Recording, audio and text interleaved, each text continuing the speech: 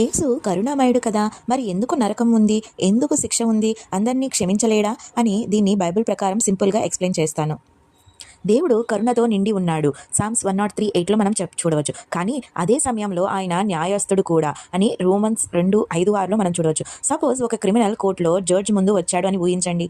Judge కేవలం పర్లేదు వెళ్ళిపో అని అంటే అది నిజమైన న్యాయం కాదు. అలాగే దేవుడు కూడా పాపాన్ని ఇగ్నోర్ చేయలేడు. హెల్ అనేది కేవలం ఫైర్ మాత్రమే కాదు, అది దేవుని ప్రెజెన్స్ లేకుండా ఉండే స్థితి. దేవుడు అంటే లైఫ్, పీస్, జాయ్. దేవుడు లేకుండా ఉండేది డార్క్నెస్, సఫరింగ్, హోప్లెస్నెస్. అంటే మనిషి కాన్షియస్ చాయిస్తో దేవుని రిజెక్ట్ చేస్తే చివరికి అదే చాయిస్ పర్మనెంట్ అవుతుంది. ఎందుకు క్షమించలేడు అన్న డౌట్కి నిజానికి యేసు ఆల్రెడీ ఫర్గివ్నెస్ ఆఫర్ చేశాడు సిలువపై.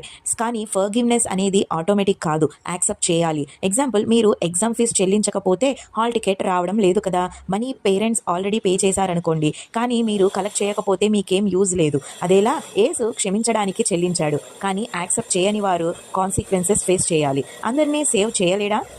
2 పేతురు 3:9 చెబుతుంది, దేవుడు ఎవ్వరూ నశించకూడదని, అందరూ రిపెంటెన్స్ పొందాలని కోరుతున్నాడు. అంటే ఆయన హృదయం కరుణతో నిండి ఉంది, కానీ ఆయన మనిషి ఫ్రీడమ్ను ఫోర్స్ చేయడు. God wants love, not robots. Love అంటే చాయిస్ ఉండాలి. సింపుల్ ఎగ్జాంపుల్ చూస్తే, ఇమాజిన్ మీకు ఒక వాట్సాప్ గ్రూప్ ఉంది. అడ్మిన్ యాడ్ చేశాడు, కానీ మీరు బయటకు వచ్చారు. అడ్మిన్ మళ్ళీ యాడ్ చేసుకోవడానికి ఆప్షన్ ఇస్తున్నాడు, కానీ మీరు రిఫ్యూజ్ చేస్తూనే ఉన్నారు. లాస్ట్లో మీరు గ్రూప్లో ఉండరు. అది మీ డిసిషన్ వల్లే. అదేలా హెవెన్ గ్రూప్లో గాడ్ ఇన్వైట్ చేస్తున్నాడు, కానీ ఎవరైనా రిఫ్యూజ్ చేస్తే చివరికి వారు అవుట్ అవుతారు. అదే హెల్. దేవుడు కరుణామయుడు కాబట్టి యేసు సిలువపై పాపానికి శిక్షను తన మీద వేసుకున్నాడు. హెల్ అనేది దేవుని నుండి వేరుపడటం, అది మనిషి చాయిస్. దేవుడు అందరినీ సేవ్ కావాలని కోరుతున్నాడు, కానీ మనం యాక్సెప్ట్ చేయకపోతే కాన్సిక్వెన్సెస్ తప్పవు.